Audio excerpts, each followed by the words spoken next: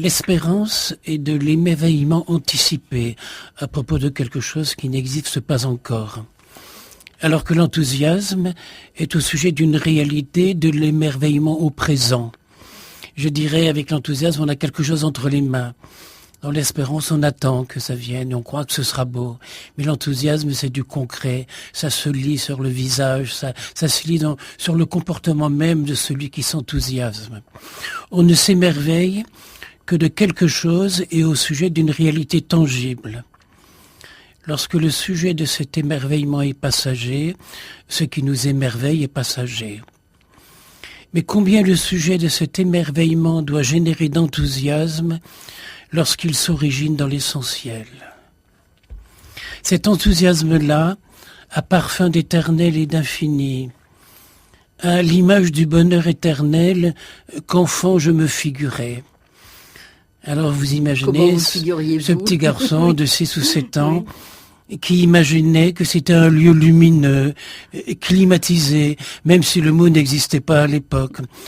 Ce lieu était habité par des anges qui de leurs ailes brassaient l'air ambiant et embaumaient de la bonne odeur de Dieu. Une énorme horloge marquait l'heure, mais ses aiguilles étaient immobiles dans un éternel présent. Une présence invisible supervisait tout cela d'une atmosphère maternelle. Vous étiez déjà mystique, hein, tout petit. Oui, ou poète, ou enfant, tout simplement. Je pense que les enfants sont tous ça en même temps. Oui. Je pense n'avoir pas beaucoup évolué depuis. Si Dieu est partout, la porte qui s'ouvre sur lui est partout. La fleur, la libellule, le soleil couchant, le regard amoureux, mais aussi les larmes, les regrets, l'attente, lorsque tout cela est dépassé. L'homme, dit Barjavel, se trouve entre 2 destins impossibles. Périr dans son berceau, de sa propre main, de son propre génie malfaisant, de sa propre stupidité, ou bien s'élancer pour l'éternité du temps vers l'infini de l'espace, et y répandre la vie libérée de la nécessité de son propre suicide. Le choix est peut-être déjà fait. Enthousiasme en grec signifie être des petits dieux, des petits, hein, mais être de ce côté-là. Ça vient de Dieu d'ailleurs, hein ? Oui. À mon avis, à mon envie, c'est dans ma vie que la capacité d'accueillir une émotion vivante prend naissance. Elle grandit, elle s'épanouit, elle nous épanouit. Pour parler le langage des jeunes, l'enthousiasme, c'est quand on s'éclate et quand on pète les plombs, d'émerveillement. Au psaume 4 de la Bible, il est dit « Qui nous fera voir le bonheur ?» J'ai envie de répondre à cette question, celui qui prend le temps de s'émerveiller, de regarder la vie, d'éveiller en lui le sentiment de gratitude de la création, de la créature et du créateur. Jusqu'au XVIIIe siècle, effectuer des travaux de recherche scientifique sur la vie, les étoiles, la Terre, étaient considérés comme contraires au plan divin et condamnés par les autorités religieuses, car seule la Bible pouvait nous apporter les lumières nécessaires à un émerveillement naturel. Il suffit de se souvenir de Galilée, condamné pour ses découvertes et contraint d'abjurer à genoux le mouvement de la rotation de la Terre autour du Soleil. L'obéissance n'était pas autorisée en dehors des murs de l'Église. L'enthousiasme n'était pas autorisé non plus. Seule une obéissance au dogme pouvait conduire à la béatitude céleste. Nous étions attachés à un destin, à une religion, à une classe sociale par une obéissance totale. Nous n'avions droit au bonheur que dans telle ou telle condition. Voici que le mot est lâché, droit au bonheur. N'y aurait-il pas un lien étroit entre le bonheur et l'enthousiasme ? Depuis déjà de nombreuses années, les scientifiques, avec ou sans l'autorisation des autorités, s'intéressent avec passion au bonheur dont ils cherchent les causes, les conséquences et l'origine. Ils lui ont donné bien des noms au bonheur, bien des appellations. J'en garderai une, bien peu poétique mais convaincante. Le bien-être subjectif. À leur avis, celui-ci est paré de toutes les vertus. Et je pense qu'ils ont raison. Il augmente la longévité, il améliore la santé et il rend plus altruiste. Voici que par ces mots se profile une définition de l'enthousiasme. Pas très poétique quand même. Non, c'est pas poétique. Mais ma traduction de cette définition-là, c'est découvrir le bonheur. Un bonheur solidaire et s'en émerveiller au point d'avoir comme absolue conviction le pouvoir et le devoir de le partager avec les autres. L'enthousiasme a cette particularité d'être contagieux et communicatif. C'est comme le rire. Il y a des fous rires qui sont communicatifs et dans les fous rires, il y a une forme d'enthousiasme. Les saints ont eu cette capacité de pouvoir communiquer l'enthousiasme de leur amour et de leur foi. Mais d'où tenons-nous cette motivation et ce besoin de nous émerveiller ? S'il réside dans notre mémoire, c'est que nous avons dû être heureux autrefois, explique saint Augustin. Nous devons prendre conscience que nous venons de l'enthousiasme de Dieu qui a laissé traîner des traces de lui en nous.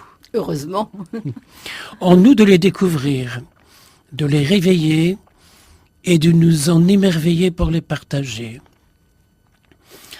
Lorsque je célèbre un baptême, et j'en célèbre beaucoup, je les célèbre plus en fonction des parents que de l'enfant qui est intellectuellement absent.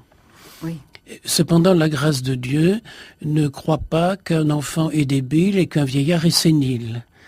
Il s'adresse à l'être. Oui. Mystérieusement, Oui. il s'adresse à l'être. Qui comprend, lui. Oui. Quelque chose. Mais je pense que psychologiquement, il faut s'adresser davantage aux parents, aux adultes. Je leur dis d'ailleurs souvent en riant, vous savez, après le baptême, il y aura toujours des pipis, des cacas et des pleurs. Ça ne changera rien sur le plan naturel. Par contre, si vous, là, qui êtes 70 personnes à venir assister à un baptême, vous vous mouillez un petit peu pour changer le monde et que vous ayez le désir d'entraîner cet enfant avec vous, c'est plus en questionnant qu'en donnant des preuves ou des réponses. Dis-moi, petite maman, tu te souviens certainement du premier sourire de ton petit. D'où lui venait ce sourire ? C'est toi qui lui avais appris ? Non, puisque c'était le premier. Donc, c'est brancher les gens sur le mystère, sur l'au-delà, sur ce qui n'est pas concret là tout de suite, mais en attente de...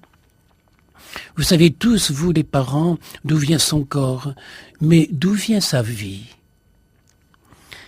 L'émerveillement que ces questions font naître dans leurs yeux n'est pas loin d'être une forme d'enthousiasme à la vie. Mais pour cela, il faut dépasser la rigueur, la froideur du rituel. Je pense avoir déjà raconté que des amis à Madagascar, ne pouvant pas avoir d'enfants, m'avaient posé la question, m'avaient demandé ce qu'ils pouvaient faire et je leur ai conseillé d'aller à l'île de la Réunion, qui est à 3/4 d'heure en avion, et de demander dans un laboratoire une implantation artificielle. Et le papa, Christophe, m'a expliqué qu'il suivait l'expérience sur un écran d'échographie.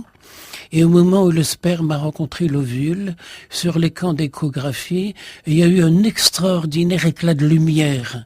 L'écran était complètement lumineux. Nous sommes des enfants de la lumière. C'est pas une raison de s'enthousiasmer extraordinairement. Et quand à un baptême, je raconte cette histoire aux gens, je leur dis, voilà, toi, le papa, maintenant, est-ce que tu veux bien allumer les cierges qui sont sur l'autel ? Pas la maman, on dirait qu'elle est une allumeuse. Mais le papa, tu es responsable de la lumière qui est en toi et que vous donnez, vous, les parents, à votre enfant. Nous sommes des enfants de la lumière, de la poussière d'étoiles. Est-ce qu'on peut s'enthousiasmer plus fort que de le croire et de le dire et de s'en réjouir et de s'en émerveiller ? Et ce qui est magnifique, c'est que la science maintenant, là, comme dans cette expérience, eh bien, témoigne de cette lumière. Oui. La vie oui. est lumière. Oui, tout à fait, tout à fait. Ouais. Alors, Père André-Marie, comment l'enthousiasme est-il présenté dans l'Évangile. Voilà. Jésus-Christ, je ferai remarquer qu'il faudrait dire Jésus-Christ, puisque le mot Christ, ça veut dire roi, un humble roi, notre Jésus, vient annoncer la joie du salut aux pauvres, aux humbles. Il la leur offre gratuitement en payant lui-même de sa personne. Il aurait dû y avoir de l'enthousiasme dans la foule en apprenant cela. Cela s'est produit parfois dans l'Évangile, le jour des rameaux par exemple, où la foule s'est mise à crier « Hosanna, Hosanna » au plus haut des cieux. Là, il y avait de l'enthousiasme. Oui, il y avait de l'enthousiasme ce jour-là. 8 jours après, on criait à mort « Vive Barabbas ». C'était aussi une forme d'enthousiasme négatif, la foule criait. Oui. Déjà bien avant sa naissance, Jean-Baptiste avait tressailli d'allégresse dans le ventre de sa mère, au moment de la rencontre d'Élisabeth et de Marie. Oui. C'est une merveilleuse expression de l'enthousiasme, l'enfant qui tressaille, le mot est très fort dans l'Évangile. Tressaillir d'allégresse, n'est-ce pas une belle définition de l'enthousiasme? Frère Jean, lorsqu'il commente le sens profond de la Pentecôte, explique que si j'accepte cette intrusion du divin dans l'humain, de l'esprit dans le corps, de la lumière dans les ténèbres, tout mon être se centre, implose au sommet de moi-même, dans ma chambre haute, au sommet de mon cœur. Pour nous les humains d'aujourd'hui, les apôtres de la Pentecôte sont nos serviteurs fidèles du quotidien. Et qui sont-ils, nos serviteurs fidèles du quotidien ? Ce sont nos mains, nos yeux, nos oreilles, notre cœur, nos jambes, nos sens, tous capables de nous conduire à l'émerveillement. D'ailleurs, dans l'enthousiasme, on applaudit. Le corps a sa part dans l'enthousiasme. Oui. Et ça vient du cœur et ça déborde sur le corps tout entier. Dieu nous remplit en plénitude, pas une petite partie seulement, mais complètement. Quand Dieu agit, c'est pas petitement, c'est toujours tout entier, même si c'est discrètement et humblement. Il nous emplit jusqu'au bout des sens, au bout du cœur, au bout de la peau, au bout de notre regard et de notre souffle. On s'émerveille à en avoir le souffle coupé. On a la chair de poule, tout le corps réagit. Oui. Tout notre corps se sent habité par la présence divine. D'ailleurs, rien ne transforme plus le regard, le visage, l'apparence que l'émerveillement de l'enthousiasme. C'est comme le regard des amoureux qui ne peuvent cacher leur idolâtrie réciproque. Il y a dans l'enthousiasme une forme d'adulation par rapport à une situation, à un événement, une forme de débordement des émotions et une autre dimension commence à naître. Elle est mystérieuse, mais elle est réelle puisque notre corps même y participe. Il y a, oui, c'est vrai, et c'est une sorte de jubilation. Voilà, de jubilation intérieure. Oui. Oui. On peut dire ça participe de la transfiguration quelque part. Oui, Il y a une transformation, Mais j'aime bien l'expression que les jeunes emploient, que je citais tout à l'heure. L'expression, c'est le divin qui pète les plombs en nous, l'enthousiasme, oui, qui dépasse notre norme habituelle, notre habituelle fadeur. Parce que le monde dans lequel on vit est bien fade et morne et n'a plus beaucoup de chances de pouvoir exploser de joie. Et sans saveur non plus. Oui. Peu de saveur aussi. Alors, Père André-Marie, vous nous avez amené aussi quelques musiques. Hein, et nous allons écouter toujours celle d'après l'oratorio de Michel Garnier. Oui. Avec les anges qui descendez, Voilà. anges et archanges. Et cette fois-ci, c'est Michael Lonsdal qui dit ce texte. Voilà. Loué Ce texte, sois-tu. l'hymne de Saint François, Oui. qui s'émerveille, qui sont tous hommes devant tous les aspects de la nature, devant l'eau, devant la lune, devant la terre, devant le monde animal et devant l'être humain, bien sûr. Loué sois-tu, mon doux Seigneur. Mon doux Seigneur. Loué sois-tu, mon doux Seigneur, à travers chacune de tes créatures. Béni sois-tu derrière le visage de Messia, notre frère Soleil, par l'amour duquel tu nous offres lumière et joie. Ô Très-Haut, permets-nous d'approcher ta splendeur dans son rayonnement, car en lui, nous te devinons. Loué sois-tu, mon doux Seigneur, pour ton reflet à travers notre sœur Lune et toutes les étoiles que tu as semées dans le firmament. Ce sont des joyaux qui parlent aussi ta langue et qu'il nous faut écouter. Loué sois-tu, mon doux Seigneur, pour ta respiration à travers notre frère vent.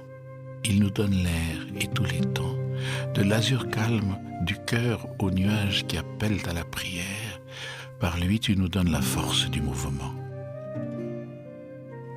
Loué sois-tu, mon doux Seigneur, pour la transparence de notre sœur Eau.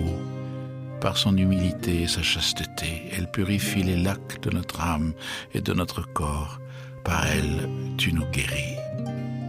Loué sois-tu, mon doux Seigneur, pour la puissance de notre frère Feu, qui éclaire et réchauffe toutes nos nuits. Par lui, tu brûles en nous ce qui doit l'être, nos peurs comme notre orgueil. Par lui, tu nous enseignes la noblesse et la fierté d'être tes enfants, la rébellion face à l'endormissement.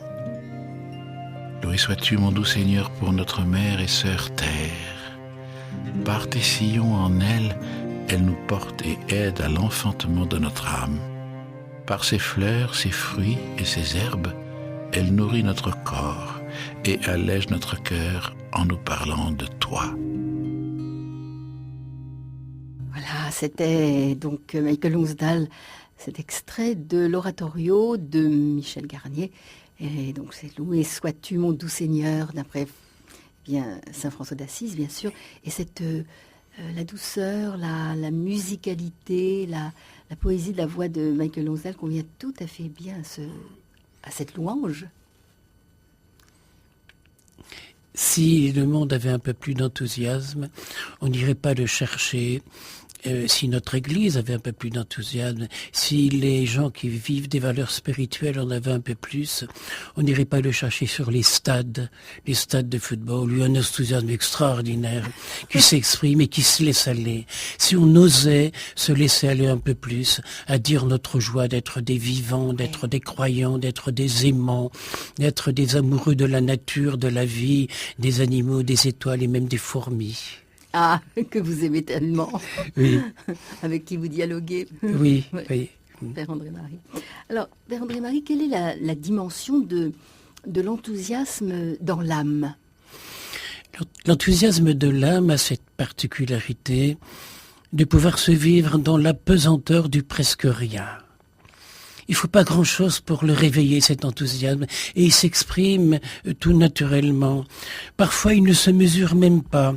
Il a la douceur du printemps, la lumière des yeux d'un enfant. Et pourtant, je vous dirais qu'à chaque fois que j'ai rencontré l'abbé Pierre, au bout de quelques instants, on était séduit. Par quoi ? Je ne sais pas. Mais on était séduit. À chaque fois que j'entends le père Pedro au téléphone, que sa voix sonne dans mes oreilles, alors là, les gens me disent, mais qu'est-ce qui se passe ? Qu'est-ce qui t'a parlé ? Ça résonne sur mon visage. La joie d'entendre cette vigueur. Et pourquoi ça ne s'explique pas. Je crois que le vrai enthousiasme est communicatif d'un enthousiasme que l'autre vous donne. Et quand c'est l'autre avec un A majuscule, alors c'est encore beaucoup plus contagieux. Mais c'est ça qui passe, c'est l'autre qui passe, Oui, avec oui. un grand A qui passe. Oui. Comment soudain ne pas manquer de mots pour parler de ce qui nous comble et nous échappe à la fois ? Pourquoi ? Comment parler de ce qui jamais ne se dit, mais se vit ? Comment parler de ce qui nous emporte au-delà de nous-mêmes, dans cette impulsion magique qui mène la banalité de la vie vers l'énergie de tous les commencements ? Parce que l'enthousiasme, c'est pas un point final, c'est le début de quelque chose, c'est un encouragement à continuer, à aller de l'avant, à oser surtout. Ça va plus loin toujours, oui. Car l'enthousiasme est bien chaque fois un commencement nouveau, jeune de l'instant présent et libre de choisir lui-même ses chemins. On ne peut pas nous commander de s'enthousiasmer, c'est pas possible. Même s'il y a certaines émissions de télévision, dans le studio, il y a une image lumineuse, applaudissez, sur commande. Sur commande, oui. L'enthousiasme, ça n'est pas sur commande. Que restera-t-il que l'envie de baisser les paupières devant tant de lumière, dont nous éblouit l'enthousiasme et d'en goûter la saveur. Parce que l'enthousiasme a un goût. Le goût est plus que le désir. Il est le désir prolongé, le désir réfléchi. Il est aussi le désir savouré, alors ça s'exprime à l'extérieur. Il est le désir en recueillement, à la fois comblé mais jamais rassasié. S'il a le goût de Dieu, en malgache on dit « Andreama Necho », la bonne odeur de Dieu. Si l'enthousiasme a la bonne odeur de Dieu, il a aussi le goût d'infini. Le goût est l'inclination à la recherche. Il entretient le désir de Dieu, tant pour le mieux penser que pour le mieux servir. L'enthousiasme nourrit les chercheurs de Dieu. Mais il n'est pas pour autant l'apanage ni le monopole du croyant. Les incroyants ne s'en prennent peut-être qu'au faux Dieu que les croyants trop souvent, par manque d'enthousiasme, nous avons déformé. Parce que les incroyants ne s'attaquent pas à un vrai Dieu, à un faux. Puisque le vrai est amour, le vrai est vérité, il est conviction et il est enthousiasme. Ce sont les contrefaçons en fait. Votre Dieu est fade, me disait un jeune, et ne nous intéresse pas. Il n'est pas crédible.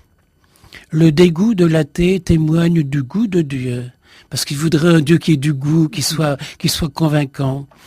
Mais ce dégoût serait peut-être un dégoût de nous, plus que de Dieu. C'est nous les croyants qui les avons déçus. Et donc on croirait que Dieu a besoin de notre enthousiasme humain pour passer, pour être contagieux et pour être convaincant. Or, il faut dire que tous les saints l'ont été. Tous les fondateurs d'ordre ont été des enthousiastes puisqu'ils ont levé des troupes, ils ont emmené les autres avec eux. Et oui, et puis on voit les résultats voilà. Dans leurs œuvres aussi, comme l'abbé Pierre ou bien... L'une des plus belles images que j'ai de l'enthousiasme est une photo prise chez le Père Pedro, où on voit des milliers de mains qui se brandissent, comme sur le terrain de football, des milliers de mains qui sont levées, des mains de noirs, des mains de malgaches. Et au milieu de ces milliers de mains, il y a une main de blanc. C'est la main du Père Pedro. Et c'est lui qui a pu ainsi réveiller, susciter cet enthousiasme de célébration. Eh oui. Où on célèbre la joie, la gloire. Au milieu de la pauvreté.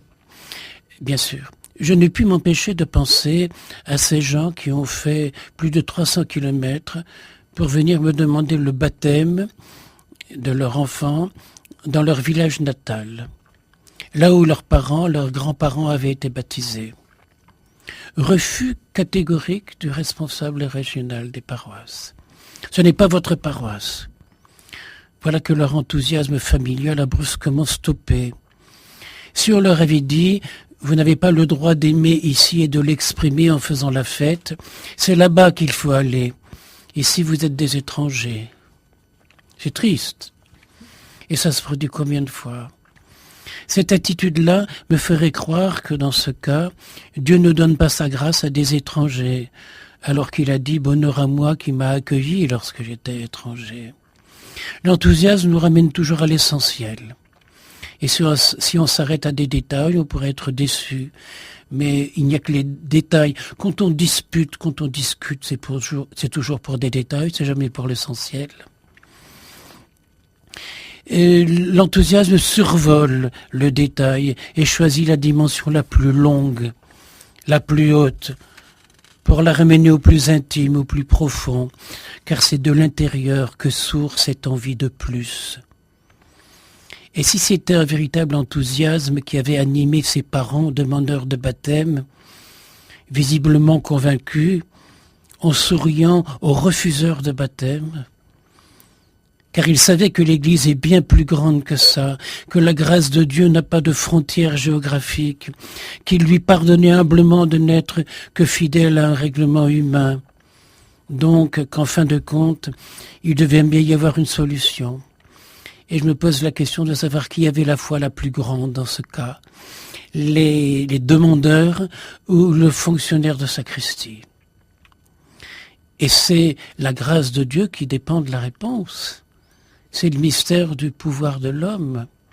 Comment empêcher ces gens déçus, si la solution ne se trouve pas, de citer la phrase de l'Évangile et de quitter à tout jamais ce lieu qu'ils croyaient saint en disant « ça n'est pas pour nous, ça n'est plus pour nous » et nous secouons la poussière de nos sandales. Et combien de fois suis-je témoin de situations comme celle-là, où alors je craque et je me laisse aller, comme il était dit dans un article de La Croix, le journal La Croix, le prêtre André Marie n'est pas un bon prêtre, parce qu'il est un prêtre bon. Tout comme on disait de moi il y a des années, de toute façon ce pauvre père, il faut lui pardonner, il est au mieux avec l'abbé Pierre. Alors, Père André-Marie, y a-t-il des empêchements à l'enthousiasme? Il y a du bonheur dans les maisons, questionnait Maurice Maeterlinck. Et il en donne aussitôt lui-même la réponse. Mais, petit malheureux, elle en est pleine à faire sauter les portes et les fenêtres, ta maison de bonheur. Et Confucius, bien avant, en avait donné une paraphrase. Se contenter, disait-il, d'un peu de riz grossier, d'un peu d'eau pour vivre, de son bras replié pour dormir, et y trouver pourtant son bonheur, car la richesse et l'honneur ne sont pas plus que nuages qui passent. Et à propos du bras replié pour dormir, je pense au bras droit du père Sérac. Ce prophète de l'amour en Inde qui est décédé il y a quelques mois. Son principal collaborateur continuait à dormir dans la rue, comme il l'avait toujours fait avant de connaître le père Sérac et comme ses parents l'avaient toujours fait. Et il dormait, le coude replié sous sa tête. Ça lui servait d'oreiller. Ça lui servait d'oreiller. Et il était capable d'enthousiasmer des foules. Et d'enthousiasmer les petits. Il disait, si chaque veuve, si chaque maman qui a perdu un enfant, en adoptait 3 ou 4, on va l'aider un peu financièrement pour le faire, le monde serait changé. Et ça s'est fait à des milliers d'exemplaires en Inde. Les petits qui aident les petits, les mamans de la souffrance qui veulent délivrer la souffrance d'un enfant et de l'enfant d'un autre. Et cet enthousiasme est contagieux. Il y avait des milliers de cas qui se sont développés ainsi, presque naturellement, facilement. Un enthousiasme solidaire. Voilà, c'est ça. Oui. Dans notre société actuelle, l'expansion des loisirs nous offre quantité d'occasions de découvrir dans la nature, dans la promenade, des plaisirs tout simples. Je pense à ce qu'on vient d'entendre de Michael Lonsdal sur le Cantique des créatures. Il n'y a rien de plus simple d'aller chercher de bonheur. D'ailleurs, en botanique, les plantes botaniques, on les appelle les simples. Et oui, c'est ça, oui. Et se soigner avec des simples. Avec des plantes qui sortent de terre, la terre se dit humus, ces petites plantes qui sont l'humilité de Dieu, et qu'on appelle dans un jardin potager des mauvaises herbes, et on les détruit. Parce que j'ai planté un parc de salades, il n'y a que des salades qui ont le droit de pousser là. Alors qu'on détruit le Senson jacobé, on détruit le Capsule bursa Pasteur, qui sont des plantes médicinales qui peuvent soigner, qui peuvent aider la vie. Se réjouir et même s'enthousiasmer des spectacles de la nature devrait être comme un offertoire à la messe, où on s'offre soi-même et où on s'offre à soi-même ce que la terre de Dieu nous prodigue. Car l'enthousiasme est bien le plus beau cadeau qu'on puisse se faire à soi-même. Cadeau divin, comme le sens de ce mot l'indique, être des petits dieux. Cela devient le contraire de la tentation d'Adam et Ève. Vous serez comme des dieux. L'enthousiasme divinise en nous. Il spiritualise en mobilisant en nous le matériel pour en réveiller l'aspect divin. Encore faut-il prendre le temps d'en avoir conscience. Et donc l'enthousiasme a ses raisons, il a ses causes, il a ses moyens. Lorsque plus tard les philosophes historiens se pencheront sur notre époque du XXIe siècle, sans doute s'étonneront-ils de voir à quel point avait pignon sur rue la société marchande, tout occupée à vendre de l'inutile, du paraître, de l'absurde, étonné de voir à quel point une véritable réflexion sur le bonheur a laissé place à l'achat d'objets de bonheur. Piège dont si peu peuvent se défendre dans notre société de consommation. Et j'entendais l'autre jour à la radio la liste des cadeaux les plus achetés et les plus offerts. Ce sont en grande majorité des absurdités. Mais ça se vend et ça plaît. Ce sont des compensations bien médiocres. Mais... Voilà. Un véritable enthousiasme divin nous prendrait, si nous pouvions avoir vraiment conscience que pour la plupart des habitants de la planète, le bonheur serait d'avoir de quoi manger, de quoi boire, de s'abriter, de vivre, le droit de penser et de parler librement. Il n'est pas question pour eux de bonheur ou de plaisir, mais simplement le droit à la survie. Et le nombre de nos frères humains qui n'ont même plus ce droit à la survie, je pense qu'on peut dans le monde l'évaluer à 1,7 milliard personnes. Et on se plaindrait. Le droit à l'enthousiasme s'inscrit pour l'homme dans sa volonté d'interpréter positivement les événements qui jalonnent sa vie. Il y a quelques années, il y a 2 ans, je rentrais de Madagascar et puis j'assistais en France à quantité de manifestations. C'était à propos de la retraite, pour garder nos droits. Et je m'en offusquais, je m'en scandalisais, car il y a quelques jours, j'étais donc à Madagascar, et là, la retraite était de 12 ou 15 euros par mois. Mais les gens ne se plaignent pas. Et je pense à cette mamie chez qui j'étais, à qui j'avais demandé « Mais c'est quoi votre retraite ?» Et elle m'avait répondu « Cette somme-là, 12 euros. » Et sa fille m'avait invité à prendre quelque chose. Elle m'avait fait une tisane avec des plantes du jardin. Et je lui ai demandé si je pouvais avoir un peu de sucre. Et elle a envoyé son maman qui est sortie par la cuisine. Je pensais qu'elle était partie chercher le sucrier. Non, elle était partie dans la rue pour acheter une cuillère à café de sucre dans un petit morceau de papier journal et qu'elle est venue m'apporter. Mais si on était convaincu qu'une grande partie, je dis une grande partie de l'humanité vit à ce niveau-là, notre quotidien nous émerveillerait en permanence. On aurait envie de chanter, de se réjouir, de s'émerveiller, et on vivrait dans la gratitude. Et c'est parce qu'on vit dans l'ingratitude qu'il y a si peu d'enthousiasme en nous. On n'a plus cette sensation de recevoir gratuitement. Mais d'abord, il ne faut pas comparer, mais là-bas, les enfants s'émerveillent avec un rien.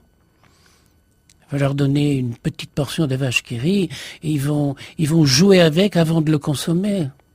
Et puis les grands apprennent aux petits garçons de 6 mois comment il faut l'ouvrir, parce qu'il y a une petite languette rouge qu'on tire, et c'est une joie, des éclats de rire. Et puis ils conservent le papier d'aluminium, ils l'étalent et puis ils en font des étoiles, ils se mettent sur le nez, enfin ils s'émerveillent de tout avec presque rien. Oui, ils ne jettent pas, ils trouvent le moyen de transformer finalement. Oui, je pense à cette religieuse canadienne qui venait souvent à la demeure et elle venait pour rencontrer le potier parce qu'elle s'était mise à la poterie et elle voulait avoir un peu plus de notions et elle s'émerveillait de tout, de la chapelle, de la colombe qui vit avec moi, de tout ce qu'il y avait de merveilleux à la demeure. Et elle m'a un jour raconté qu'elle faisait une sortie avec des jeunes, avec des enfants. Et puis, ils montaient une colline sous la pluie, il y avait de la boue, on avait du mal à marcher. Et puis un enfant ramasse par terre une branche, un morceau de racine. Et se tournant vers la sœur, il lui dit avec l'accent canadien « Regarde l'eau !» Il y a de la lumière là-dedans.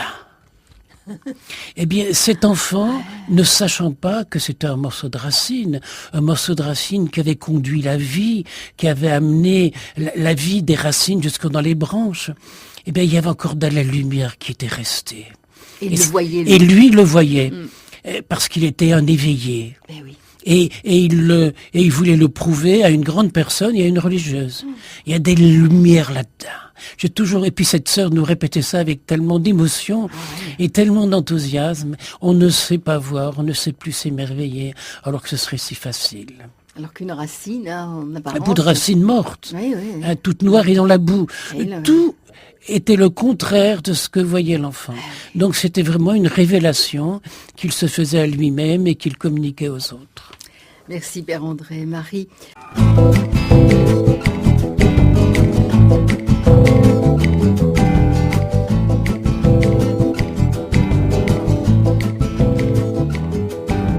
Tout le monde a besoin de tendresse et d'affection.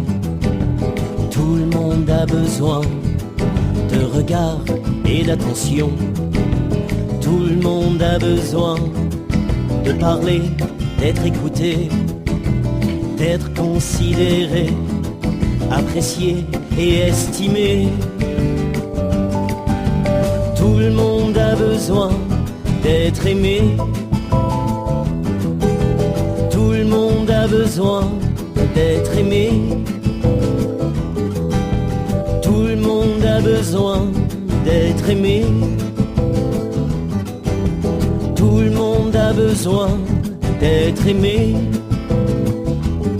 Le petit bébé dans son berceau, son frère qui joue les rigolos, l'adolescent adolescent et ses parents très attachants, le vieux chômeur en fin de droit ou le trop jeune pour ce boulot-là, celui qui est trop diplômé ou celui qui ne l'est pas assez, l'enfant qui n'est pas désiré, pas adopté, pas accepté, tiraillé de tous les côtés entre des parents divisés, le petit indien qui meurt de faim, le myopathe, le mongolien, l'enfant violé, prostitué, esclave au fond d'un atelier.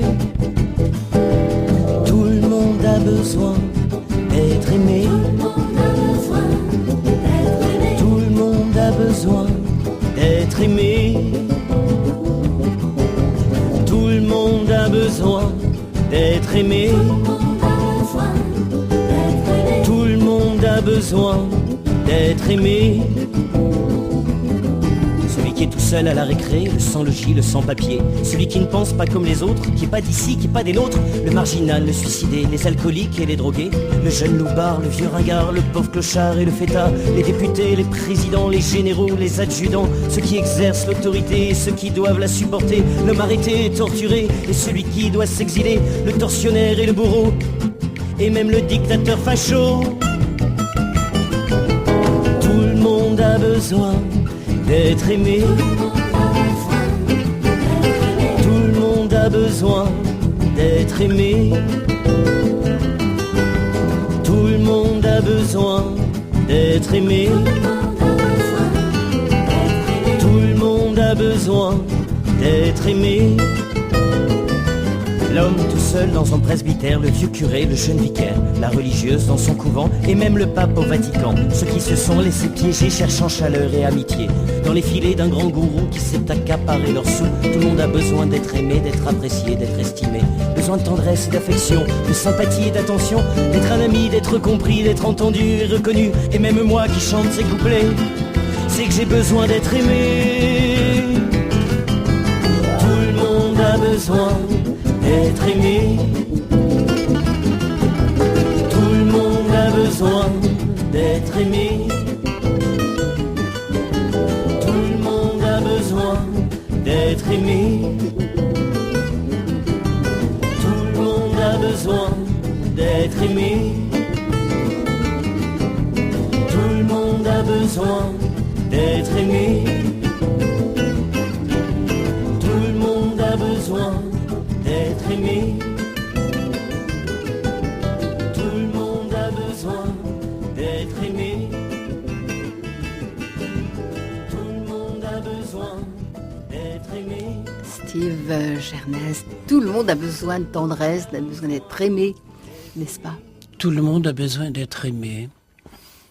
Et ces gars qui, cette nuit, chez moi, à la demeure, se sont pété la gueule au point qu'on était obligé d'appeler les pompiers, amener ivre-mort à l'hôpital.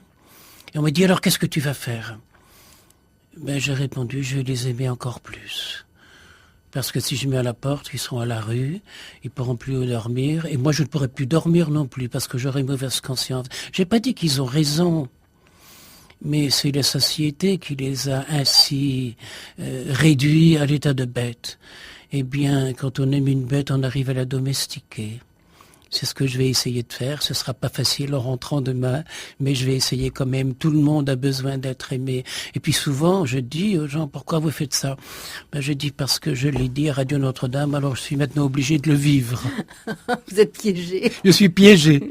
C'est à cause de vous. Voilà, ça stimule. Vers André-Marie, l'enthousiasme, puisque commencer l'année avec enthousiasme. L'enthousiasme peut-il s'accommoder du banal et de l'ordinaire? Parce que la vie est faite de banal et d'ordinaire. Alors est-ce que l'enthousiasme peut s'accommoder de cela? L'enthousiasme ne cohabite pas souvent avec le banal et l'ordinaire. Cependant, je viens de vous raconter l'histoire de ce petit garçon qui, dans un morceau de racine pourrie, voyait de lumière là-dedans. Eh bien, c'est parce qu'en fait, je crois que inconsciemment, il était descendu dans ses propres racines à lui et qu'il y avait découvert qu'il était lui-même un enfant de lumière. C'est sa propre lumière, c'est de sa propre lumière qu'il éclairait ce morceau de racine, qui avait été dans le temps lumineuse, maintenant c'est du bois mort. Mais du bois mort, quand on le met dans le feu, il redevient lumière. Oui. Bien sûr, il devient incandescent. Il s'enthousiasme, le bois, de ce qu'il avait été lorsqu'il était vivant. Il retrouve sa jeunesse. Et d'où viennent les calories que nous donne le feu quand on y met un morceau de bois mort? Elles viennent du soleil, et uniquement du soleil, parce que l'arbre, dans le sous-sol, ne trouve pas de calories, il y trouve de l'eau et des sels minéraux, ça ne brûle pas cela. Mais pendant les heures et les milliers d'heures où les feuilles de l'arbre ont été exposées aux calories du soleil, le bois les a emmagasinées et il nous les rend. J'ai une cheminée qui brûle en permanence à la demeure. Eh bien, c'est du soleil que nous restitue la cheminée. Si on savait un peu s'enthousiasmer, on appelle ça du bois mort. Comme les mauvaises herbes, on n'en veut pas. Alors qu'il y a la guérison dans les plantes et il y a la chaleur dans le bois mort. Et même si les désespérés prenaient conscience qu'il y a en eux des capacités d'émerveillement et d'émerveiller les autres, ne serait-ce que en acceptant sa propre condition. Mais pourquoi il est comme ça, là, lui? Pourquoi il accepte? Il y aurait donc quelque chose d'autre en lui que ce que nous voyons, une autre valeur. Mais cependant, en temps ordinaire, l'enthousiasme ne cohabite pas souvent avec l'ordinaire et le banal. Que Lazare ressuscite, cela enthousiasme. Mais si tous les morts en faisaient autant, on ne s'étonnerait plus de rien. Cependant, nous vivons dans le miracle. Se réveiller et se découvrir vivant le matin devrait chaque jour nous faire prendre conscience de l'extraordinaire qui nous habite. Je m'étonne souvent lorsque je me lève la nuit, quelques instants, quelques minutes avant, j'étais dans le sommeil. Je me réveille, je me lève, je vais à mon bureau et je me mets à écrire. En quelques minutes, mon cerveau s'est entièrement réveillé à la vie, au raisonnement, et trouve des mots qui s'aiment pour préparer une émission à Radio Notre-Dame et émerveiller les amis. Voilà, en quelques minutes, on passe de l'un à l'autre. Nous vivons dans le miracle. Tout vivre est miraculeux, dans ses moindres détails. Malheureusement, nous y sommes tellement accoutumés que le merveilleux quotidien a perdu tout pouvoir de nous émerveiller, de nous séduire et de nous enthousiasmer. Et je me souviens particulièrement de 2 raisons de m'enthousiasmer extraordinaires que j'ai eues dans le passé. La première, c'était en Algérie. J'avais été dans le coma pendant plusieurs semaines. Je n'arrivais plus à m'alimenter, plus du tout. Et voilà qu'un jour, c'était à l'hôpital de Bonn, j'ai pu manger une petite grappe de raisin. Ça a pris l'après-midi, un grain à la fois. Et puis ma langue séparait le pépin que je rejetais du fruit et de la peau, de la pulpe que je rejetais aussi. Et le soir, j'avais avalé une petite grappe de raisin. Mon Dieu, je me sentais guéri. Et puis, ma santé m'a causé de nouveau beaucoup de problèmes. J'ai été hospitalisé à l'hôpital de Marseille, dans les hôpitaux militaires de Chalon-sur-Marne, de Lille. Et là, on m'a de nouveau opéré, on a enlevé ce qui restait d'estomac depuis lors de duodénum, etc. Et j'étais alité, j'étais en service de réanimation. Et au bout de plusieurs semaines, un matin, j'ai pu me lever et faire ma toilette tout seul, debout devant le lavabo. C'était un enthousiasme extraordinaire. Et pourquoi ce matin je n'ai pas ressenti la même joie? Parce que je suis un habitué à vivre. Alors qu'il faudrait sans cesse réveiller en nous cette conscience d'être un vivant et d'être un survivant. Et les épreuves, elles vous... Oui. Voilà. D'être un éveillé. Ouais. Et non pas simplement de se réveiller, de prendre conscience qu'on est un vivant et que cette vie nous est donnée gratuitement et qu'on doit l'offrir et qu'on doit s'émouvoir d'être vivant. L'habitude, c'est l'ennemi de l'enthousiasme. Oui, c'est la fadeur qui s'installe comme une norme, alors que l'enthousiasme devrait être la norme. Il nous faut apprendre à découvrir, en prenant conscience, l'effarante multitude de prodiges que constitue le vivant. D'ailleurs, il suffit d'avoir mal. On a mal à un organe qu'on localise, qu'on situe, alors que depuis des années et des années, on n'en prenait pas conscience. On n'a pas conscience d'avoir un estomac, d'avoir un cœur, quand il y a un problème cardiaque ou un problème de digestion. Sinon, on est banalement habitué à vivre. Alors que tout devrait nous émerveiller. Parce voilà, c'est ça. Et c'est, je crois, l'un des rôles de nos petits problèmes, de nos petites douleurs, c'est de prendre conscience de ce qu'on est. Pour cela, il nous faut absolument nous débarrasser de l'accoutumance et de l'habitude, qui serait la négation de toute occasion d'enthousiasme. Il nous faut vivre chaque instant comme si c'était le premier, l'unique, car chaque instant qui vient est la résurrection du précédent qui meurt. Le droit à la survie, le droit à l'enthousiasme s'inscrit pour l'homme dans sa volonté d'interpréter positivement les événements qui jalonnent sa vie. Et je pense à cet autocar de personnes handicapées, c'était surtout des malvoyants et des aveugles qu'on m'avait demandé d'accueillir. Et on m'avait dit, si vous voulez bien, vous vous mettez à votre tour de potier. Et puis je me suis dit, ils ne vont rien voir. Alors je commentais chacun de mes gestes. Eh bien, eux, oui, écoutaient plus ou moins, mais il y en avait qui continuaient à parler entre eux et puis qui n'étaient pas vraiment attentifs. Et un aveugle s'est approché et puis il m'a demandé, Père, est-ce que vous voulez bien me montrer de près ? J'avais envie de lui dire, mais vous êtes aveugle, vous ne voyez rien. Mais pour les aveugles, voir, c'est toucher. Alors c'était une dame, je l'ai invitée à retirer ses bagues, son alliance, son bracelet, et puis je l'ai invitée à mettre ses mains en même temps que moi sur la motte d'argile, et j'ai commencé à tourner un pot. Et je l'ai entendu pousser des cris d'admiration et d'émerveillement, et dire aux autres, mais venez voir ce que je vois. Et tous sont passés, ça a duré plusieurs heures, tous sont venus et s'émerveiller bien plus que des voyants. Souvent les gens admirent et puis expriment leur admiration, mais là c'était vraiment de l'enthousiasme.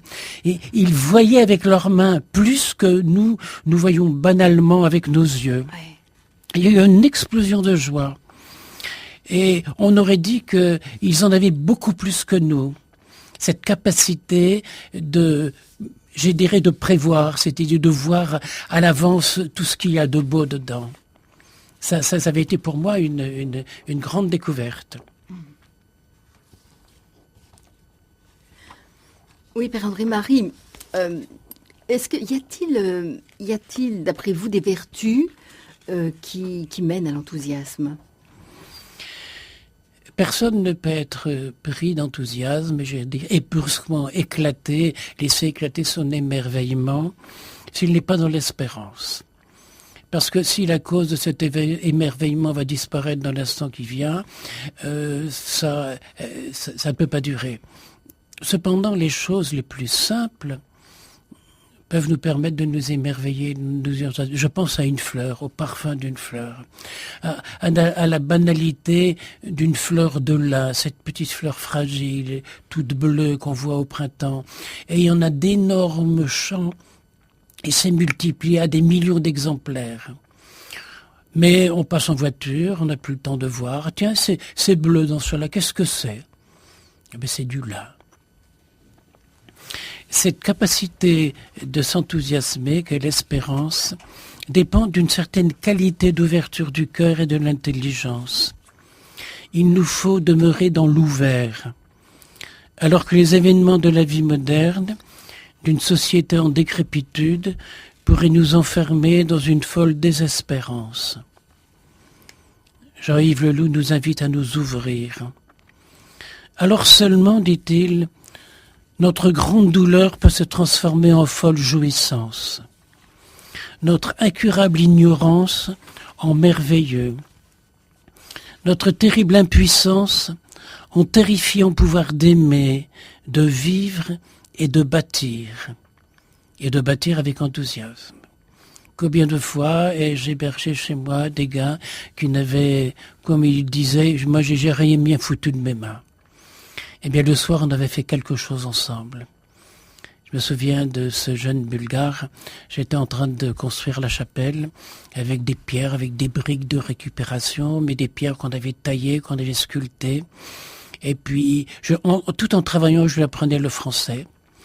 Par exemple, je lui disais, Vladimir, sciez brique, sciez pierre.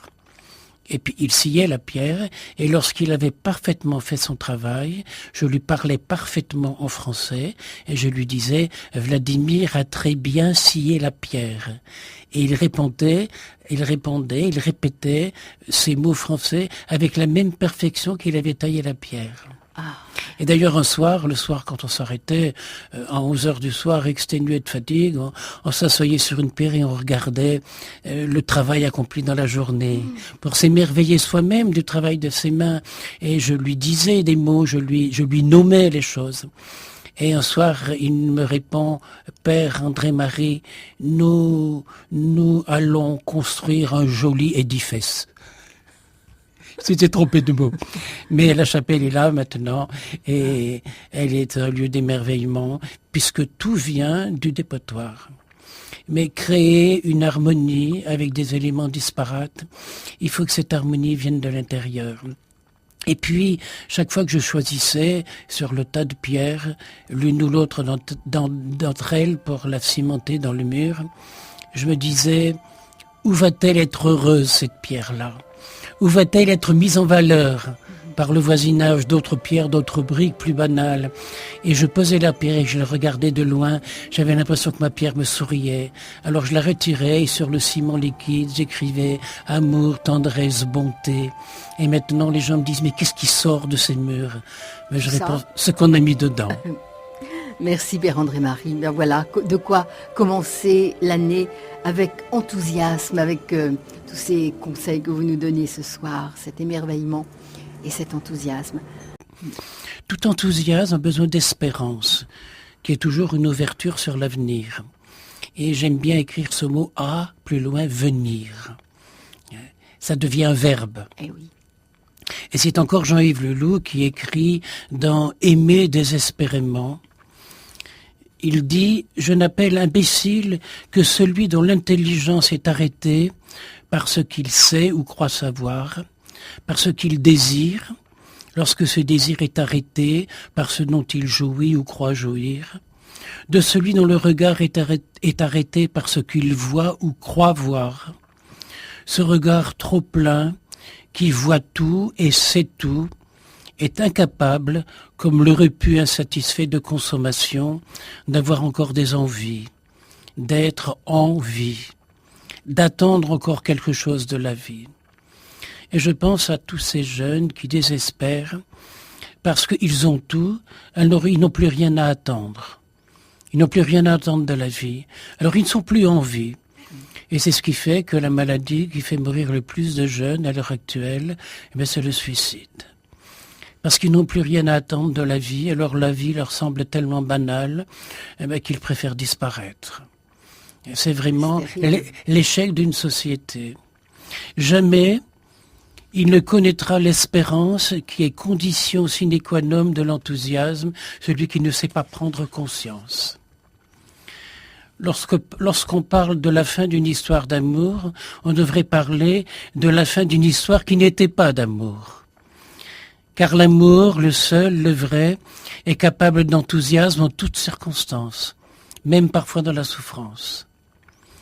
Ce n'est pas d'exceptionnel que se nourrit l'enthousiasme, mais de ce qui est capable tous les jours de vivre l'expérience de la nouveauté, de ce qui est capable de te ressusciter. Mais pour ressusciter, il faut passer par la mort. Et de la fadeur, on peut passer à l'émerveillement. Un koan zen dit « Quand tu arrives au sommet de la montagne, continue de monter ». C'est bien ça l'enthousiasme. Oui, oui. C'est aller plus haut que le haut. Ah oui. Voilà une belle définition de l'enthousiasme. Plus haut que le haut, plus beau que le beau, plus vrai que le vrai. Un dépassement. C'est péter les plombs, comme disent les jeunes. J'ai grand bonheur à faire des bijoux, et particulièrement un bijou qui me tient à cœur. C'est une petite urne en cristal dans laquelle il y a de l'eau, et dans cette eau, j'ai déposé une petite feuille d'or qui, lorsque la personne bouge, eh bien l'eau évolue et cette petite feuille d'or bouge à l'intérieur. Alors ça fait paraître la lumière de façon extraordinaire. Mais qu'est-ce qui est le plus extraordinaire? C'est du 22 carats. L'or ou bien l'eau? Qu'est-ce qui est nécessaire à la vie? Qu'est-ce qui est absolument nécessaire à la vie? L'or ou bien l'eau? Eh bien, tous les jeunes à l'heure actuelle le savent, ça, ils disent c'est l'eau. Et si on s'enthousiasmait devant un verre d'eau, surtout en pensant que cette eau existe depuis des milliards d'années. Tout à l'heure, en prenant le train, j'étais en voiture avec une amie qui conduisait et je lui montre un nuage blanc dans un ciel tout bleu, et je lui dis, tu vois, moi j'ai déjà été ça. Elle me dit, tu as déjà été nuage? J'ai dit oui, mon corps est composé de 80% d'eau qui évolue à chaque instant, cette eau disparaît, j'ai été nuage, j'ai été fleur, j'ai été vie animale, j'ai été vie végétale, j'ai déjà été vie humaine. C'est une forme de réincarnation vivante et constante. On est en permanente incarnation.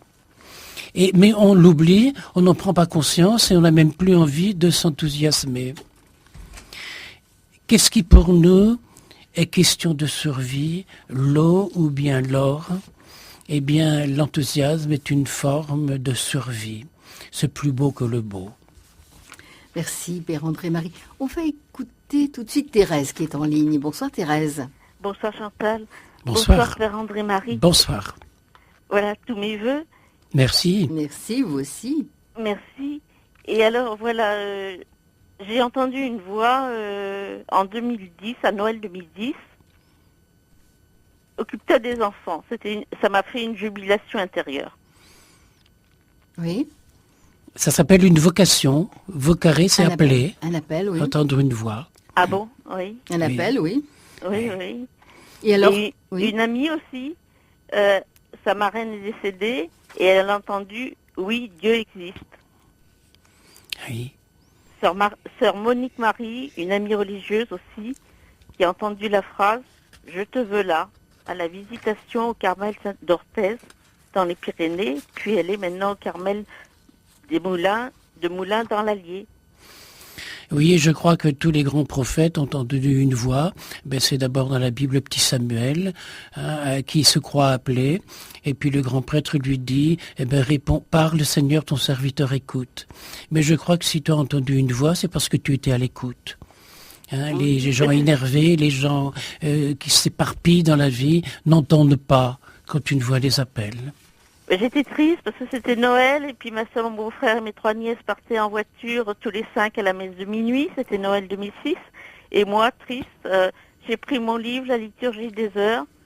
Et je sais pas sur quel psaume je suis tombée, mais j'ai entendu cette phrase en moi, un cœur à cœur, occupe-toi des enfants. Et on avait fait dire des messes pendant 1 an, tous les dimanches pour maman. Et ma mère nous avait dit, je vous suivrai du ciel. Et moi, j'ai pensé que c'était mes enfants, enfin, les enfants, c'était mes nièces, parce que j'ai vraiment ressenti une profonde joie, et ça s'est transmis comme ça. Claire est venue me dire bonjour, et voilà, et j'étais très heureuse, comme si j'avais été à la messe. Eh oui, Oui. c'est une grâce. Mais je crois qu'un émerveillement, c'est toujours le symbole d'une vérité cachée. On ne s'émerveille pas devant le vide.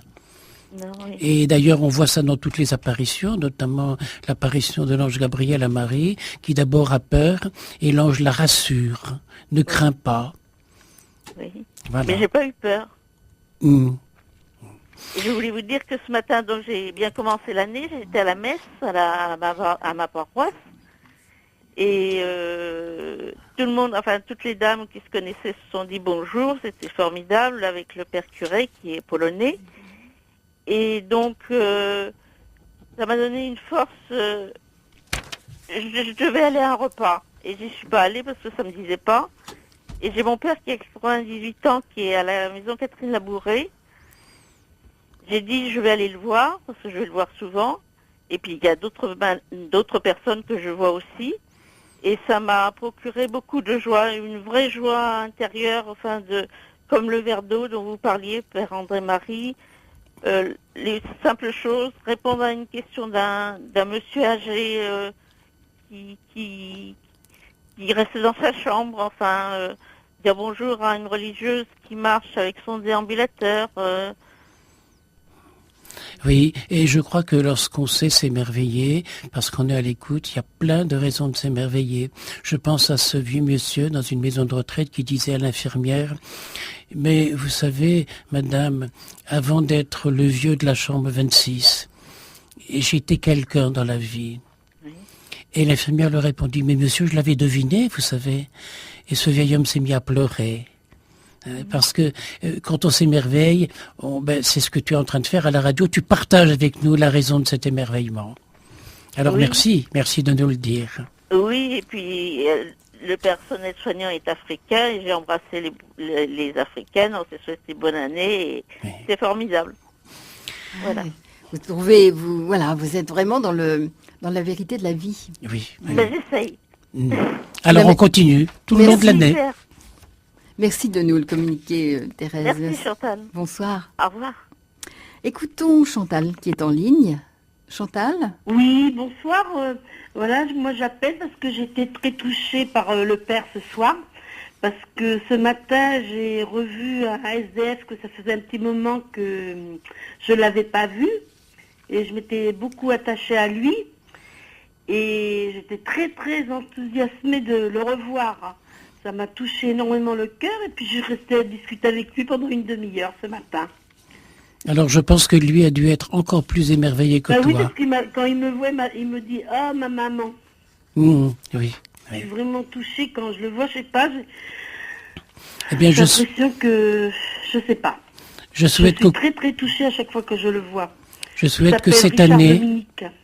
Je souhaite que cette année, beaucoup de gens puissent s'émerveiller en s'approchant d'un pauvre ou d'un petit. Ah oui, parce qu'on en a énormément dans notre rue, là. Oui. Moi, je vois, il y en a encore un en dessous de notre pont, là, juste à côté où j'habite. Et puis, il y en a un, il y a une femme aussi sur une toile de tente au bord de la Seine. On en a partout maintenant. Alors, à notre époque, c'est vrai qu'ils ont besoin d'un sourire, voilà. qu'on puisse leur parler, leur tendre un peu la main. Voilà, c'est tout à fait vrai. Et il ne faut pas avoir peur de les toucher, de leur sourire, de leur parler. Il faut pas avoir peur.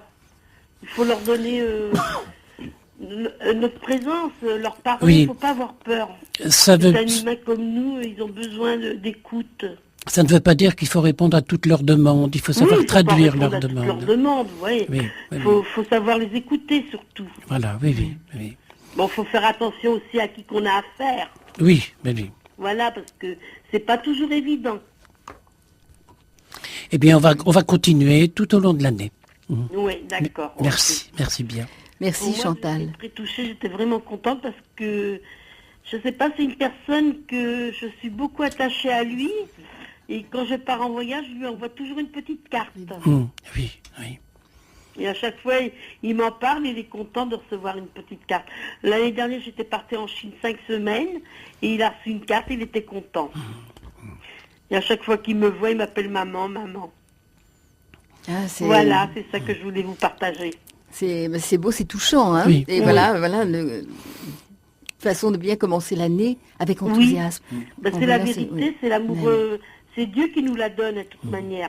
Et je pense que la joie que nous procurent ces petits-là, à côté de qui on passerait sans faire attention, elle est plus grande encore que les grandes émotions qu'on pourrait avoir dans d'autres circonstances. Oui, c'est vrai. Eh bien, merci. merci. Il faut ouvrir notre cœur, il faut... Mais merci d'avoir partagé. On n'est pas là sur Terre pour rien. C'est sûr. Il faut donner notre expérience aux pauvres aussi. Hein. Merci de nous avoir témoigné de cela ce soir. Voilà, merci beaucoup. Bonsoir Chantal. Et bonne soirée à Chantal et puis aux prêtres. Voilà, à vous aussi. Alors, Père André-Marie, voilà, commençons l'année avec enthousiasme, avec ces choses très de la vie, on peut dire, quotidienne, banale, et qui, justement, procurent cet enthousiasme. C'est d'ailleurs dans la vie des saints, ils ont eu peu d'occasions extraordinaires, mais ils ont vécu de façon extraordinaire chaque occasion. Oui, l'ordinaire de la vie. Si nous pouvions nous habiller d'enthousiasme, que je définirais comme l'ascenseur qui nous permet de passer du rez-de-chaussée au 5e étage en direct. Notre vie serait au superlatif du verbe vivre, alors que la banalité nous met au diminutif du verbe aimer. Si nous pouvions prendre conscience qu'à chaque instant il nous est possible de prendre à cœur notre destin pour lui offrir une destinée et faire danser en nous la vie, nous découvririons en même temps qu'on n'en finit pas de devenir vivant et d'offrir à l'amour la chance de se conjuguer au tout. Et je repense à mon métier de maçon, quand je choisissais la place des pierres pour qu'elles paraissent plus belles. Je ne crois pas au destin. Si je croyais au destin, je dirais que il y a 150 ans, quelqu'un a mis une pierre dans le fossé pour que le père André-Marie, passant 150 ans plus tard, puisse la trouver et construire une chapelle. Non, ça n'est pas possible.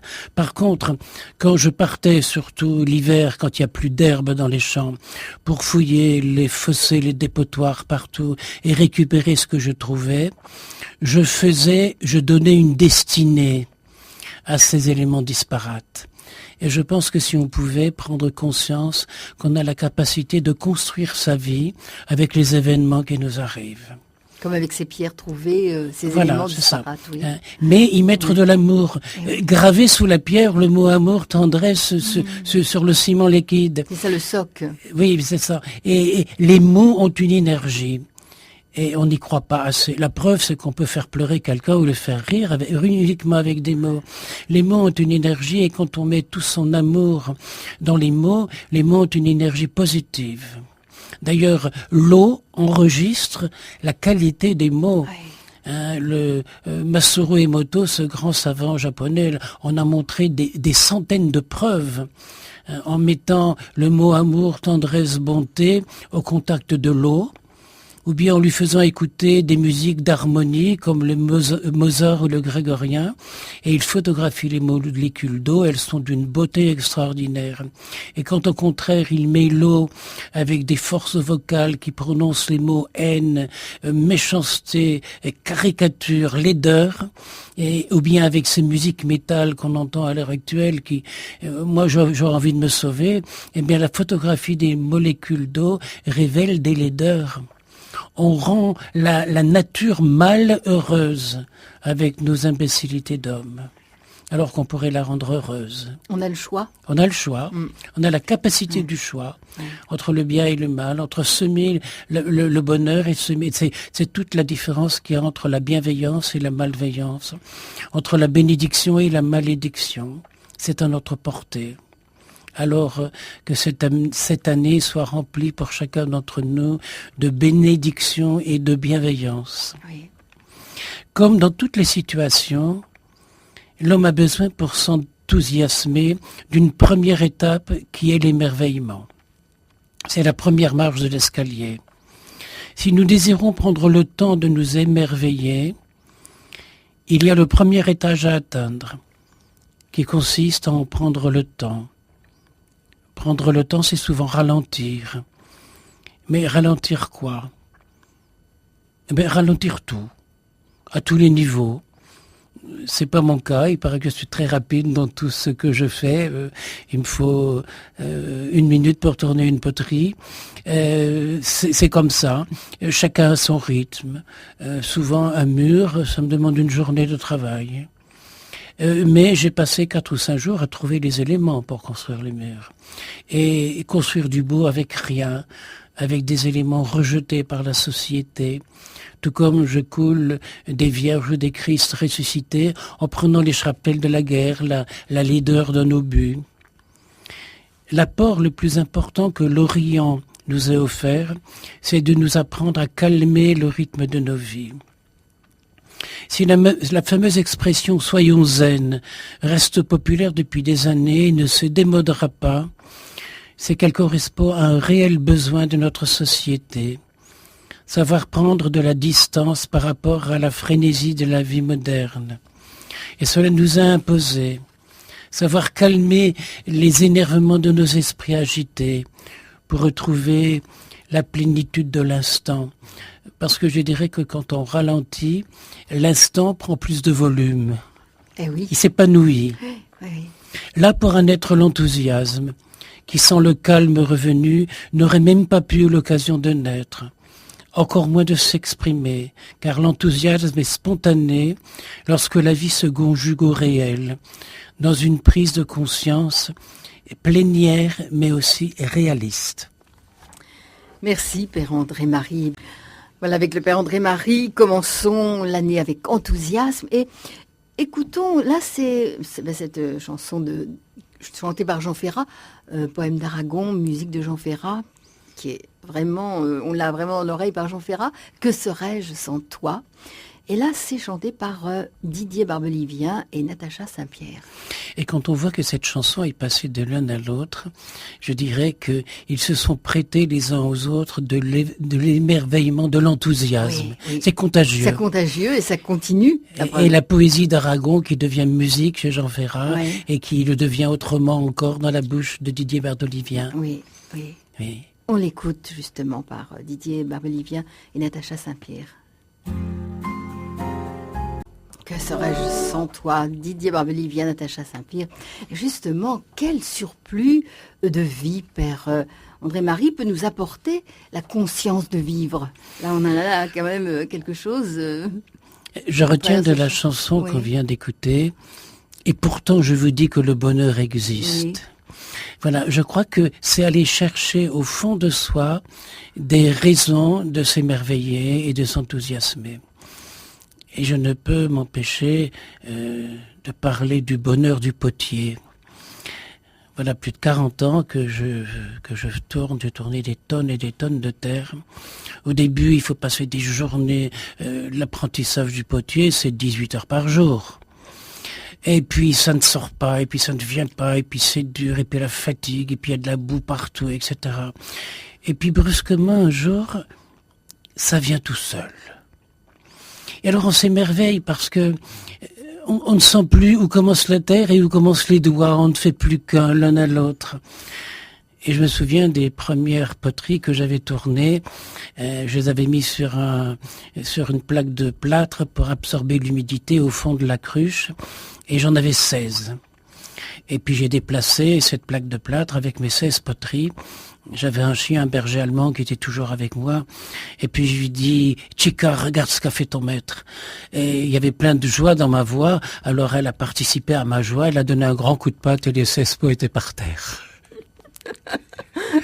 Alors j'ajouterais que ce jour-là, je lui ai montré le seuil de la porte entre la salle et l'atelier de poterie. Et je lui ai dit, tu vois, Chica, là, non, tu ne passes plus. Et plus jamais elle n'a passé le seuil de la porte. Sauf quand je l'invitais à venir. Elle s'est couchée à mes pieds pendant des heures, elle regardait mes mains. Mais cet enthousiasme qui est communicatif avec la matière.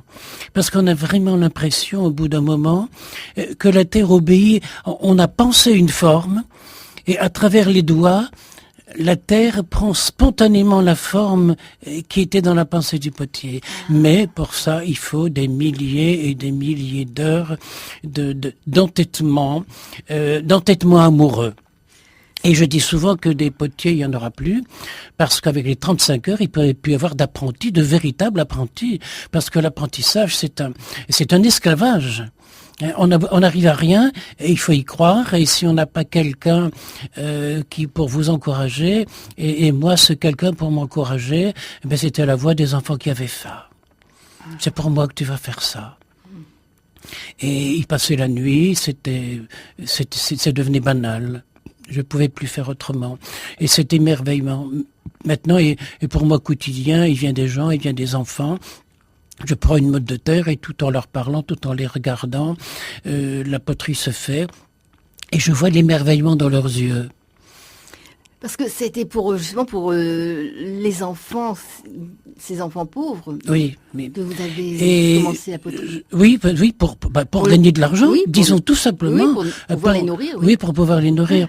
Et l'autre jour, j'ai eu la visite d'une journaliste, une jeune maman, et qui dit, voilà, père, je voudrais faire mon premier article dans le journal diocésain sur vous, et je vous amène en même temps ma petite fille qui a 8 ans, parce que quand j'avais 8 ans, je vous ai vu à votre tour de potier, et j'ai tellement été émerveillé que je voudrais que ma petite fille reçoive cette même explosion de joie intérieure. Et je pense à Pierre Lunel aussi, qui raconte dans ce qu'il avait écrit à propos du potier aux mains d'or. Il me dit, à un moment, j'étais jaloux de la facilité avec laquelle la beauté sortait de ses mains. Mais c'est parce qu'il y a un émerveillement à l'intérieur. La matière est au service de la beauté quand l'artisan met toute son énergie au service de la beauté. Alors là, on vit en concubinage, tous les trois. Mais vous ne croyez pas que c'est justement toute cette pensée, cet amour qui vous a façonné d'abord et qui a traversé donc dans l'incarnation, dans votre corps, oui, pour pouvoir atteindre la matière. Oui. Il y a quelque chose de... Je crois que c'est le même amour qui passe de l'un à l'autre, c'est cette même énergie positive qui a créé le monde et qui fait tourner les astres, oui, c'est ce que dit Dante, et qui est dans le premier sourire d'un enfant à qui personne n'a appris à sourire, mais il sourit parce qu'il est sourire, parce qu'il y a de la lumière dans ses yeux. Mais il faut pour ça beaucoup de détachement et beaucoup de bonheur, beaucoup de joie, et puis l'envie de communiquer. Pour moi, c'est ça la pastorale. C'est l'envie de communiquer un enthousiasme qu'on a reçu à la lecture de l'Évangile, à la lecture d'un fait de vie, et ce bonheur qui naît tout seul et qu'on sème.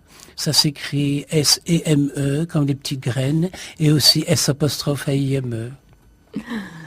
On va semer de bonheur. Mais oui, c'est ça. Si nous pouvions nous habiller d'enthousiasme, alors, oui, que je définirais comme l'ascenseur, je le disais tout à l'heure, qui nous fait passer directement à l'étage d'en haut, on serait émerveillé de nous-mêmes.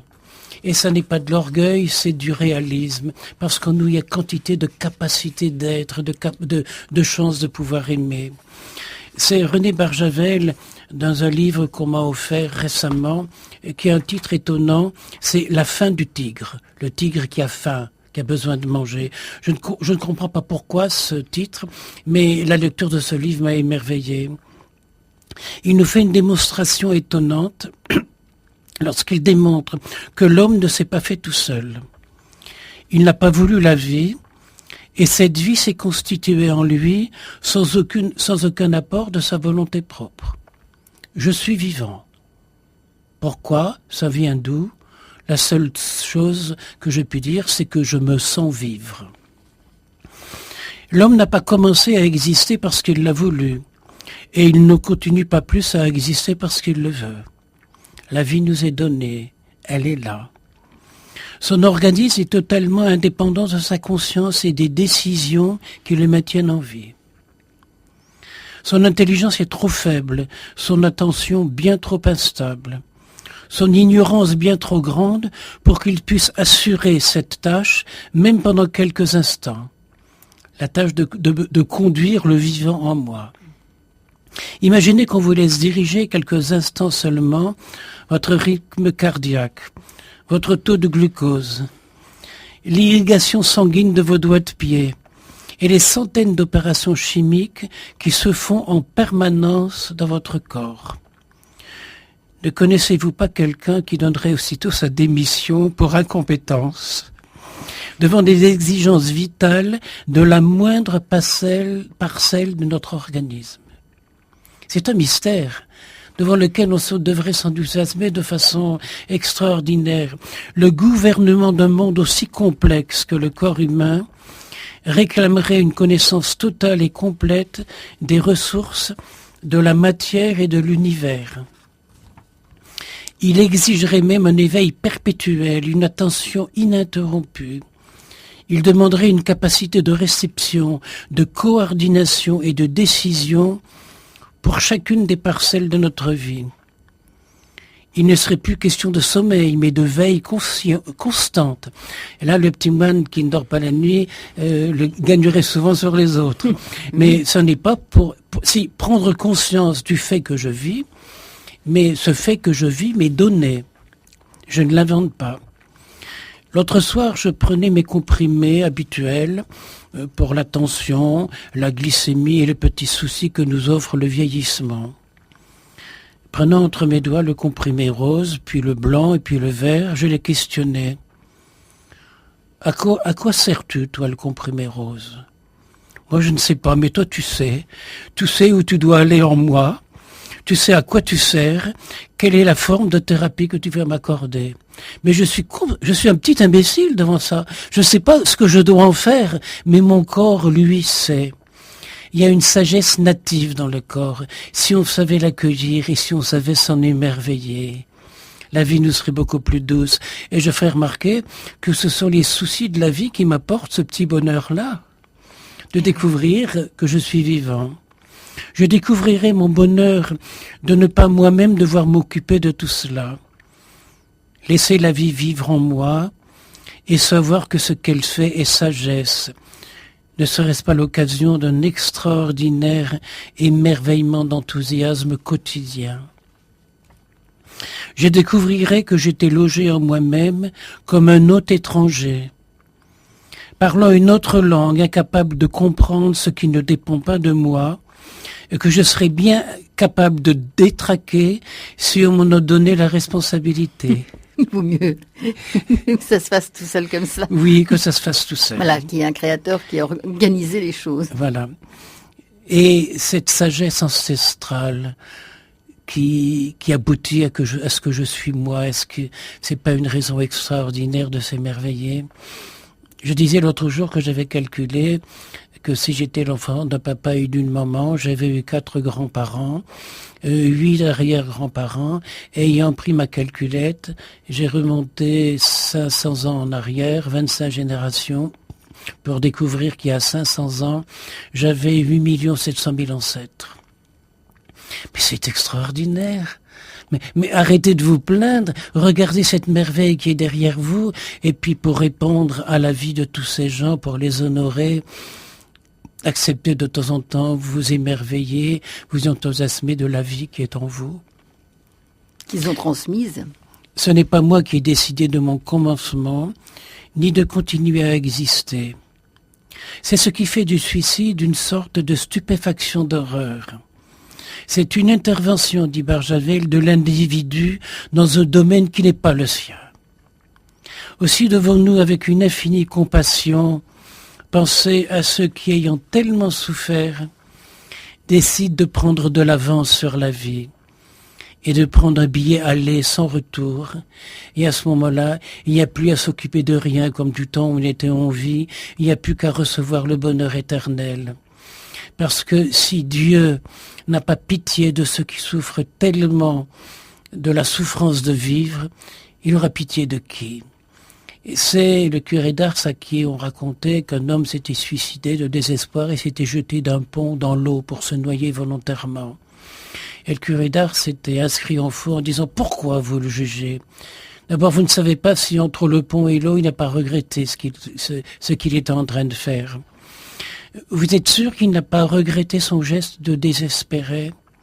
En tout cas, je ne vous permets pas de désespérer, vous, de la grande miséricorde de Dieu. C'est le charisme des saints de prendre des situations et de les retourner en faveur des pauvres, des petits. Et quand on pense que dans le passé, l'Église n'acceptait même pas que le corps d'un suicidé passe dans la maison de Dieu, j'appelle ça scandaleux. Bien sûr, la psychologie, c'est quelque chose de nouveau dans la pensée des hommes, c'est depuis quelques générations. Mais quand même, ne prêtons surtout pas ces sentiments-là au divin. Il est bien plus grand que ça. Il est l'amour personnifié. Il est venu porter aux pauvres la bonne nouvelle du salut. Voilà un cas bien concret.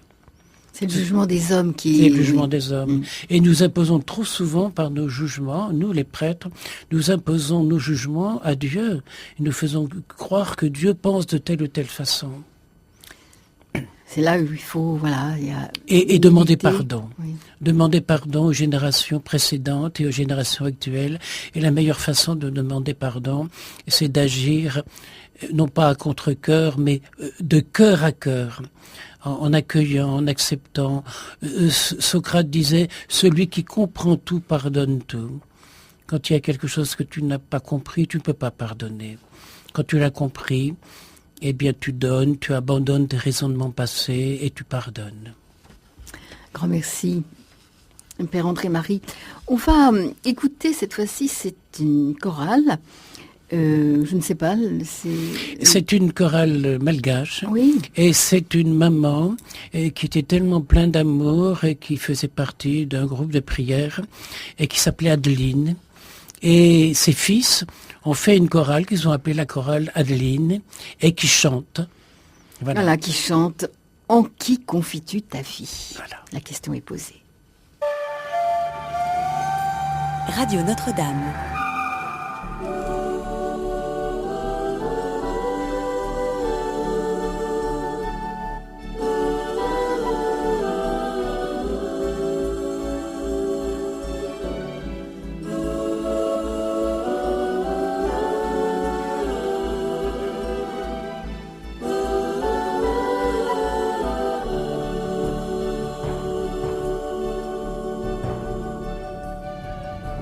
Qu'espères-tu dans la vie?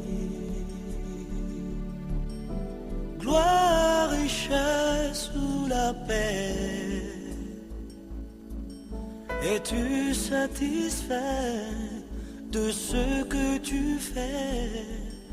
Car tout ce bonheur est éphémère. Es-tu fatigué de ta vie? Elle ne te fait que souffrir.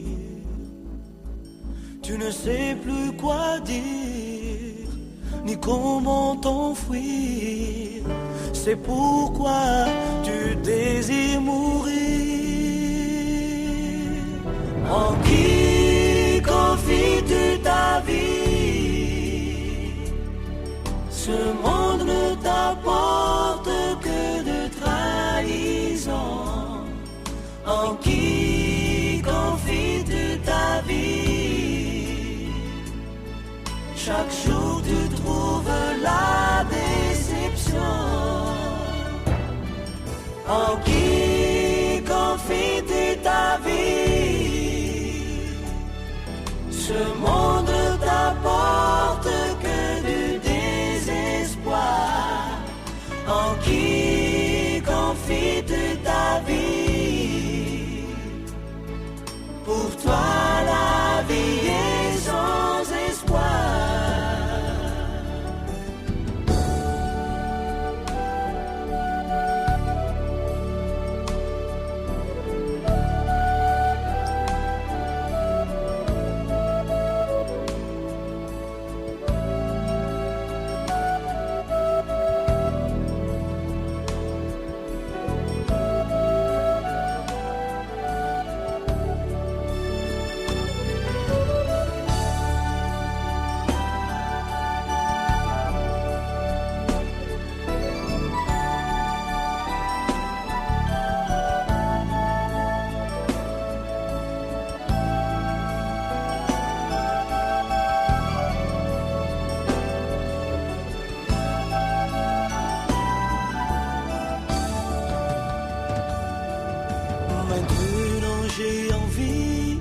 te dire, la vraie solution pour réussir.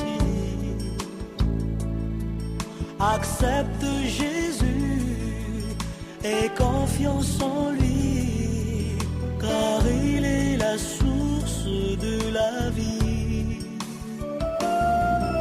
Jésus est déjà mort pour toi. Il t'a racheté sur la croix.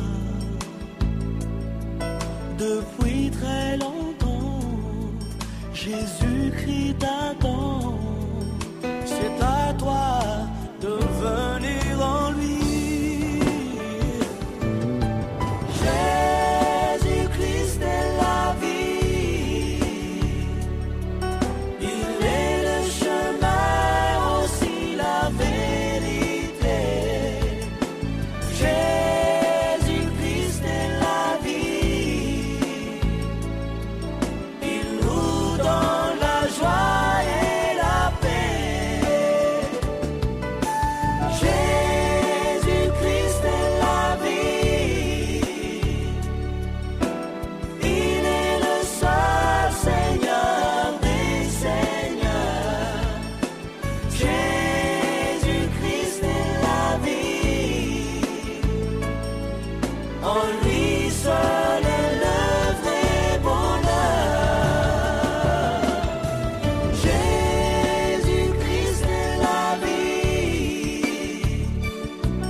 Il est le chemin, aussi la vérité. Jésus-Christ est la vie. Il nous donne la joie et la paix. Jésus-Christ est la vie. Il est le seul Seigneur des Seigneurs. Jésus-Christ est la vie. En lui seul est le vrai bonheur.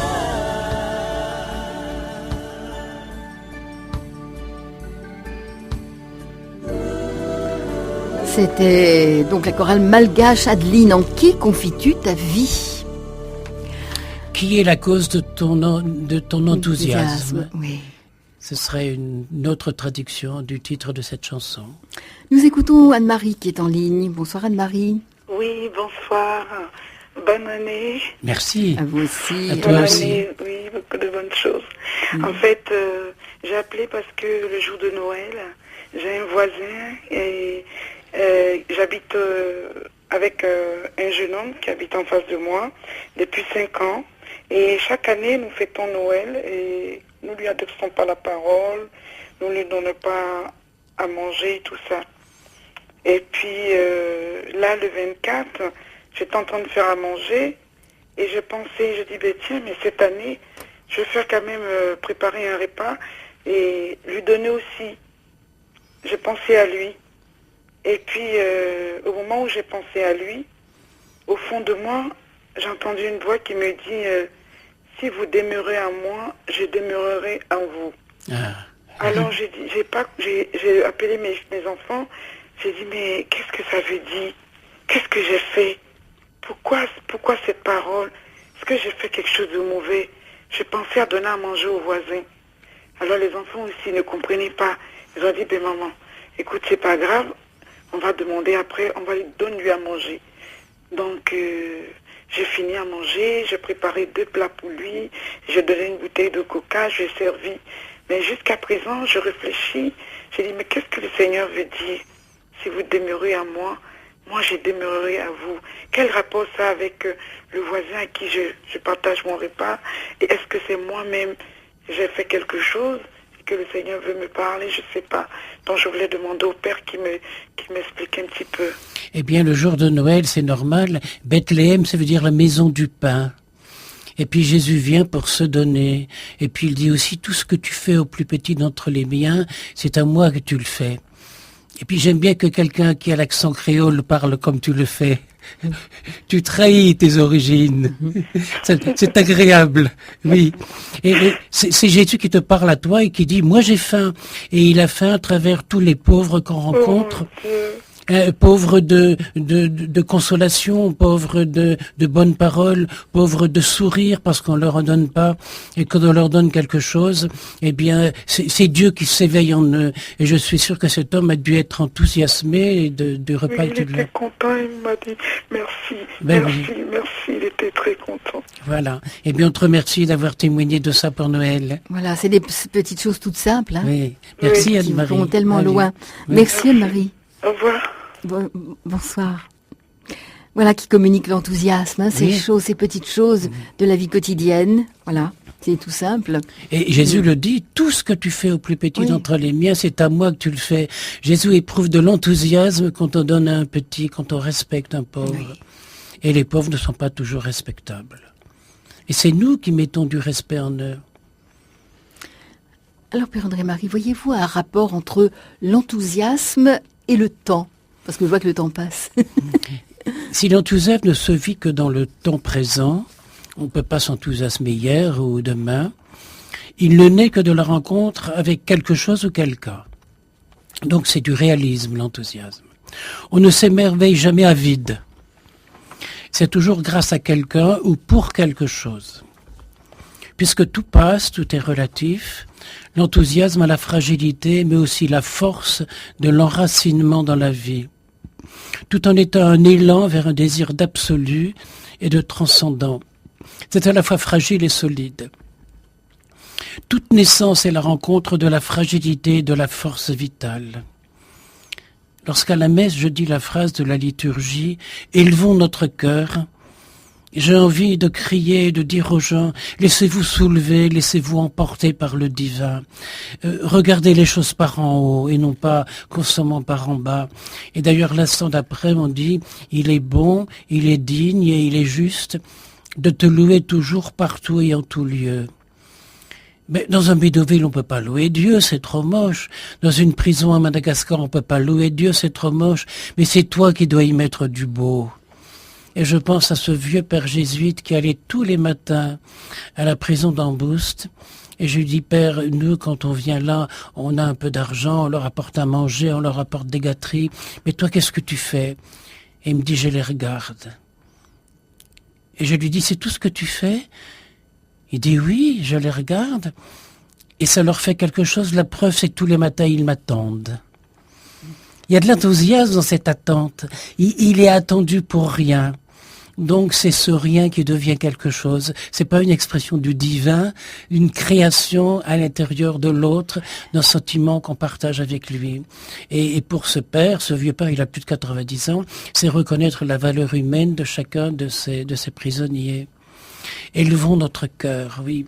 En tout lieu, on peut justement essayer de trouver des occasions de petits enthousiasmes. L'enthousiasme est cette aspiration vers le haut, ce contact instantané avec la grande vie. Le bonheur tout entier prend naissance dans ces instants de grâce. Et ce sont des instants. Et pourtant, dans cet instant, on peut cacher le bonheur tout entier. Il s'y réfugie. S'arrêter à l'essentiel, se taire au banal. Regarder de l'intérieur la beauté.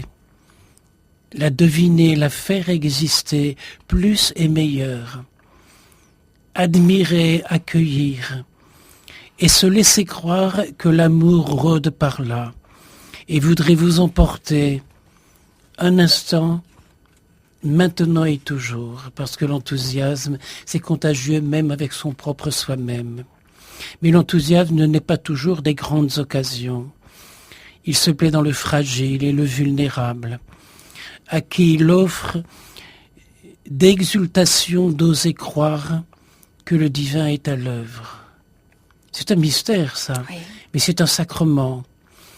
Et que l'instant se tricote à l'éternel, où tu deviens plus que toi, et pourtant où tu n'avais jamais cessé d'être toi.